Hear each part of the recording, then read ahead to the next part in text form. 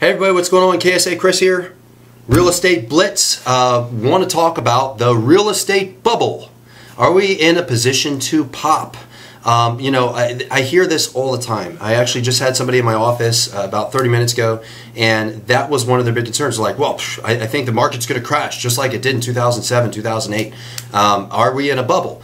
And I think it's probably one of the best questions that somebody could ask right now, because if you're looking at it from a very, average Joe standpoint, it looks like we're in a bubble. It really does. You know, especially we're in San Diego, in the San Diego market, and the prices are just running through the roof. A lot of people are getting squeezed out because rents are going up as well. They went up 18%. I think they're going to go up even more this year, 2017, so people will be paying even more money next year when they re-up their leases. So are we in a bubble? It's a fantastic question. So here's my take on the whole bubble situation. I think a lot of people don't understand what created the bubble and what created the crash. I think that's the big one. What created the crash? You could say we're in a bubble to a point, but let me explain what I mean. Here's the truth. And this is the way I explained it to the person that was just in here. You all were in elementary school. Well, most of you. I'm learning, some people, they forgot because it's, a long time ago. And I get that. But in elementary school, we learned one of the basics. So right now, in, let's say, my little town, I'm in a little small town here in San Diego called Fallbrook, and there's 40,000 people here in this town. What if I told you that there were, I don't know, let's say we're in avocados. This is known for avocados. So let's say this. Everybody in Fallbrook needs avocados. They need an avocado. And to prevent scurvy, I don't know, it doesn't matter what it prevents, but everybody needs one. And we have, for every person out of the 40,000 people, we're able to provide that person 50 avocados a day. And the reality is, how many avocados do people really eat? People only eat maybe 1 or 2 avocados a day, right? So if that be the case, how much would avocados cost? I'll give you a second. Nothing. Avocados would pretty much be free, folks. That's basic. That's what we learned in elementary school. Now, what if I told you everybody needed this? There's 40,000 people here, but we only produce 20,000 avocados a year. How much do you think avocados would cost? I give you a second. A lot.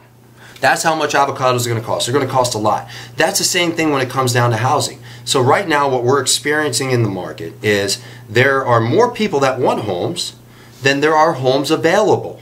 In turn, that drives up the price of homes. So what does that mean? Could that collapse the market?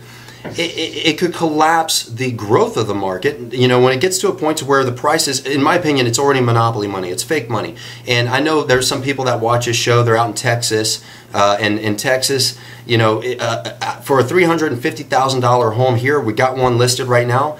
It's like a 2-bedroom, 1-bathroom. Not a whole lot going on in Texas. You got land. You probably have a lake. You got a beautiful, beautiful house, right?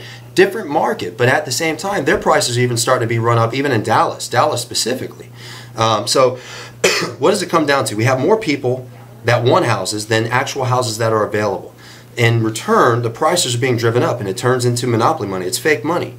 And the challenge in this market is that builders, developers, and investors can't build an affordable home. It costs too much to actually pay for all the permits and everything else than it is to actually build a home where somebody could actually purchase it. Developers wish they could crank out 50 to 100 to 300 to 1,000 to 200,000 affordable homes because they would be sold within a week if they could build it. The challenge is it's not affordable to build affordable homes. So even the homes that are being built, they aren't really within the price range where we need to fill that gap. So if we actually adjusted that and built more homes, even if it was at the higher price point, we start bringing it down, it relieves the market, prices should come down. Or what's going to end up happening, it's going to get so much to where nobody can afford anything. People can't afford to rent because look, investors that are buying home properties are going to keep jacking them up because they can.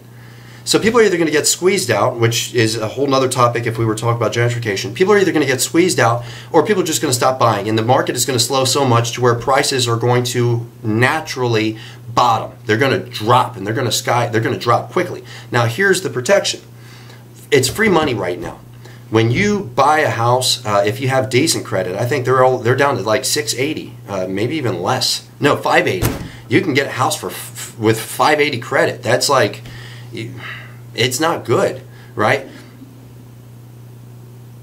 People are getting free money. Oh, well, 4%, 3.25%, whatever it is, 5. I'll go to 6%. We ain't even close to 6%. Oh, well, that's a lot of money. I remember, if for those of you that owned a home before the crash, it was normal, 11%. You're like, man, I'm killing it. 18%, 20+%. That was normal, folks. I remember when I said, man, when the crash started, when it hit 6%, man, I'm buying, that's free money. It's just perspective. Right now, the interest rates are so freaking low that it's free money. It's nothing. It's nothing. It costs you almost nothing to borrow money to purchase a home. What's really messed up is the actual prices because of inventory. It's skyrocketing.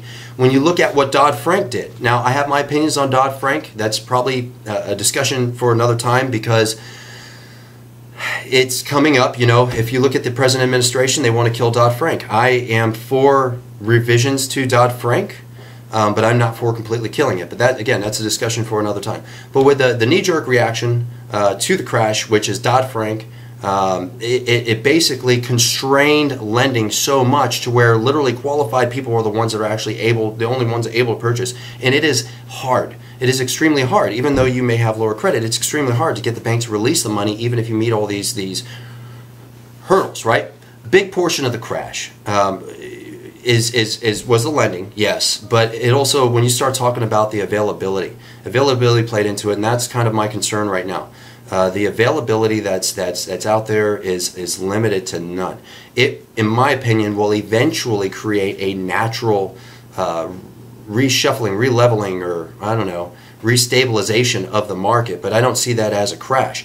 It may hurt some people, but again, when you look at the loans that are leveraged, so right now, if you are pushing that 5% above, why haven't you refinanced? If you call me, I'm going to tell you to refinance your home. Refinance your home. Get it while it's cheap money. But as far as, are we in a bubble? Are we in the beginning of another crash? No, we're not. We're not.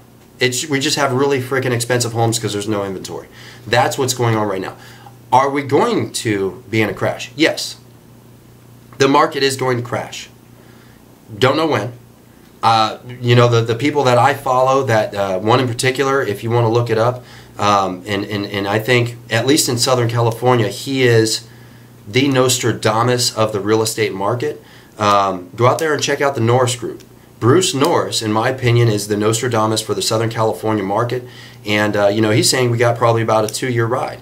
It's a smash, grab, and go situation for anybody that's in the real estate market. We probably got a 2-year ride and a crash.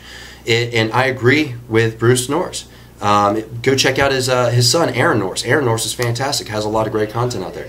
On top of what I'm saying right now, of course, you can hear the other people in the office. They're all pumped up. We had some closings. But I would take it a step further. I think the big one right now, if I'm looking at, are we going to have how soon are we going to crash? Because we're going to crash. It's inevitable. It's how it works. It's a cycle. I think depending on what this administration does, that is going to dictate how fast that crash, or how far it will be kicked down the road, that crash will take place. If this administration, the present, and I'm talking about Trump, President Trump, depending on what they do, right now they're talking about Dodd-Frank, you have to understand it's important. My biggest concern when I watched a lot of the politics and the debates, they never talked about the housing market. Why is that important? It's GDP. If you don't know what the GDP is, it's the gross domestic product. We are a society that's based off of income. We're a capitalist society. That's how we're built. If we're not, housing in itself used to be a giant portion of the GDP, because think about it. I'll start off with the basics. If I cut down a tree, I'm making money from selling that tree. Then it goes to a lumber mill. The lumber mill actually mills that. Then the lumber mill and they make money off it. Then they send it somewhere like Home Depot or a lumber yard, and they sell that off to people. Then those people take that and they turn it into stuff. Sometimes they turn it into houses, right? Then the people that are going out there and actually taking that wood and framing it are getting paid. The people that are turning around and paying those people that are framing the wood, that are actually investing to develop the property, they're getting paid. The people that are selling that property are getting paid. There's a whole bunch of people that are getting paid, and every one of these people are getting taxed. They're all getting taxed. The government's making their money, and it's a huge portion of the GDP. Right now, housing, because of this present situation and builders aren't coming out, the GDP is housing is a smaller portion. You got to think it's not just about what's being bought or sold by real estate agents, it's everything else. You're talking about paint, windows, doors, you're talking about electrical sockets. I can just look around my office. I mean, everything and anything that goes into a house, every little piece and fixture, there's a business behind that. Somebody's making money and they're getting taxed for it. It pays into the total GDP, the gross domestic product going on for our nation. And I was a little disturbed that nobody talked about it because it had tanked out so badly. It's tanking out so badly, and it used to be such a huge portion of our market. Changing the actual housing market will give a huge, robust adjustment to our total country and what it can actually provide to our U.S. citizens. So I digress. I got off on a tangent. Long story short, are we in a bubble? No, we're not. We're not in a bubble, in my opinion. And I would love to hear if you feel differently. Please reply back to this. Shoot me comments down below. Maybe, if you're in the area, stop by my office. We'll sit here and debate next to each other, and right here for everybody to watch. I have no issues with that either. Will we be in a bubble? Yes. When? I don't know. Will it crash? Yes. The market's going to crash. I think 2 years. I think we have about 2 years, and we're actually adjusting our business now, our retail business, to be ready for it, and spinning back up our investments business for when that happens. So yeah, it's going to crash. Should you be freaking out yet? No. Your hair should not be on fire. When should your hair be on fire? When you start seeing apartment complexes being converted to condos and sold, start freaking out. Freak out. That's when you freak out. Not right now. Don't freak out yet. If anything, right now, if you haven't bought a home, I would highly recommend that you start thinking about it.